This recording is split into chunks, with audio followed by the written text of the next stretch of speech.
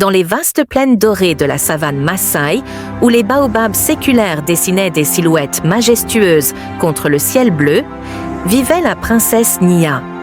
Fille unique du roi Kipko, souverain respecté du clan des Ndegwa, Nia était le symbole d'une lignée royale vénérée.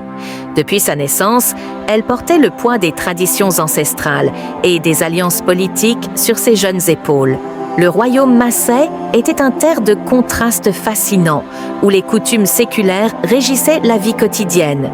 Les guerriers fiers, les éleveurs de bétail diligents et les femmes de la royauté s'entrelaçaient dans un tissu complexe de devoirs et d'honneurs.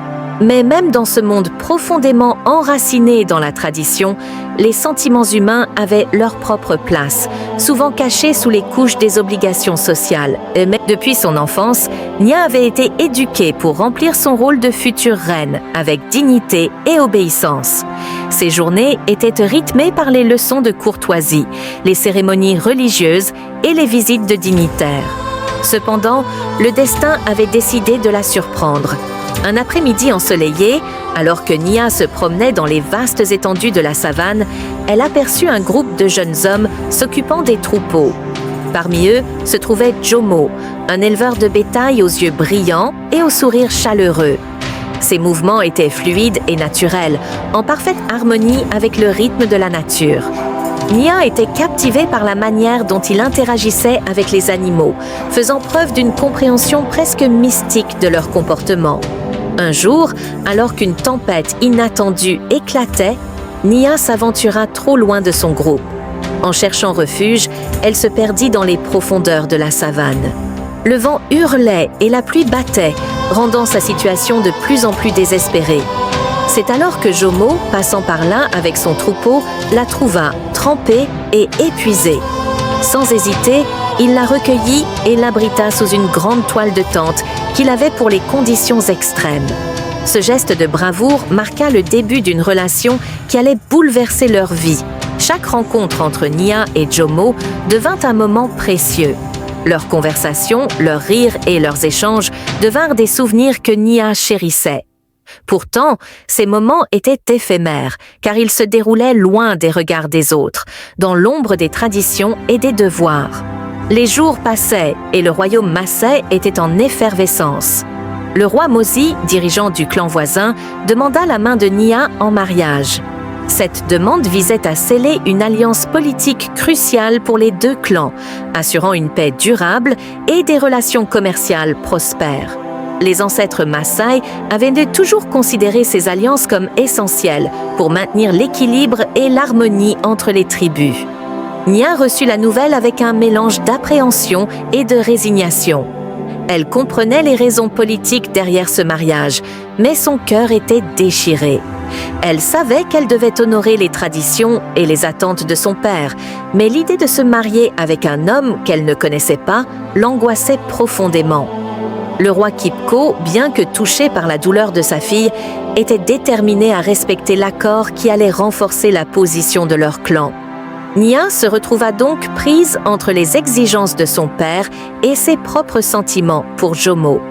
Sa vie semblait soudainement suspendue entre devoir et amour.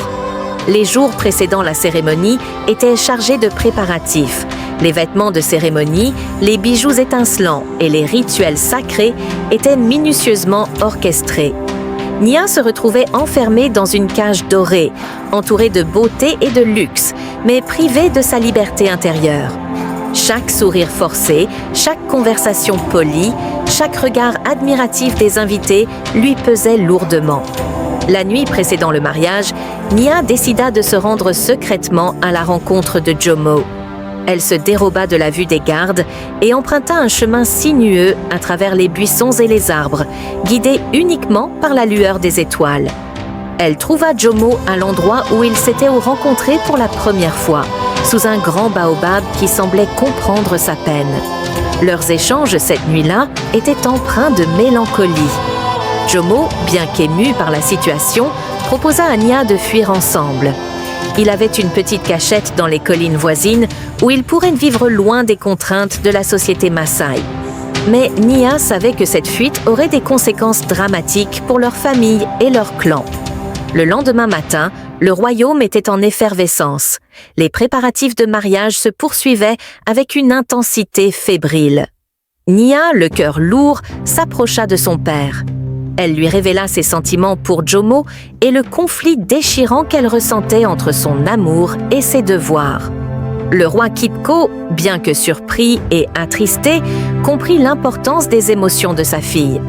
En tant que dirigeant sage, il savait que l'amour ne pouvait être ignoré sans conséquence. Il décida de convoquer une réunion avec le roi Mosi et les membres influents des deux clans pour discuter de la situation. La réunion fut intense et pleine de tensions. Les deux clans se retrouvaient face à une crise qui menaçait d'ébranler des années de paix et de coopération. Le roi Mosi, initialement inflexible, fut touché par la sincérité de Nia et Jomo. Après des heures de débats et de négociations, une solution innovante émergea. Il fut décidé que l'alliance entre les clans serait maintenue, mais sans le mariage de Nia. Au lieu de cela, un accord commercial et diplomatique fut établi, favorisant les échanges et la coopération entre les tribus. Nia et Jomo auraient la possibilité de s'unir avec la bénédiction des deux clans dans une cérémonie célébrée comme un symbole d'harmonie et de respect mutuel. La cérémonie de mariage de Nia et Jomo fut un événement grandiose. Les deux familles se rassemblèrent dans un esprit de célébration et de reconnaissance. La cérémonie fusionna les traditions des deux clans, symbolisant l'unité et la réconciliation.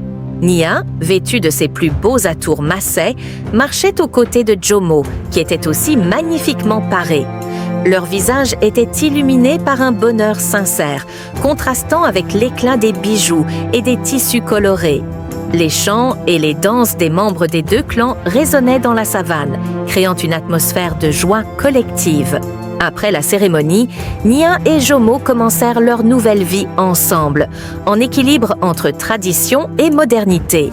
Leur union devint un exemple de la manière dont les anciennes coutumes pouvaient évoluer pour intégrer les émotions et les désirs personnels.